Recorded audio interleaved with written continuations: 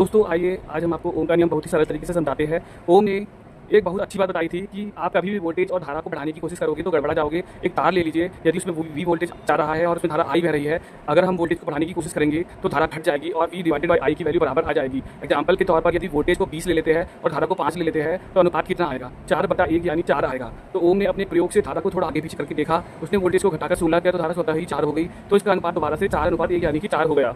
तो इस तरह से ओम को लगा यह गलती से हो गया होगा, उसने फिर वोल्टेज बढ़ाकर 40 किया, धारा ऑटोमेटिक हो गई 10। तो इस तरह से फिर से अनुपात 4/1 हो गया यानी कि 4 हो गया। तो इस तरह उसने कई सारे प्रयोग किए, तब उसने अपना नियम दिया कि वोल्टेज और धारा का अनुपात सदैव बराबर रहता है। एक को बढ़ाएंगे तो दूसरा ऑटोमेटिक एडजस्ट कर लेता है। तो V/I मतलब वोल्टेज बटा धारा का अनुपात हमेशा नियत रहेगा। तब ओम ने इस अनुपात को एक नियत वैल्यू R के बराबर माना और R को ही हम रेजिस्टेंस कहते हैं, प्रतिरोध कहते हैं। यानी वोल्टेज और धारा के अनुपात को प्रतिरोध कहते हैं। उदाहरण के तौर पर यदि तार बनाने वाली किसी कंपनी ने किसी तार का प्रतिरोध 10 लिखा है तो उसका प्रतिरोध हमेशा 10 ही रहेगा। इस तरह से R यानी कि उस तार का प्रतिरोध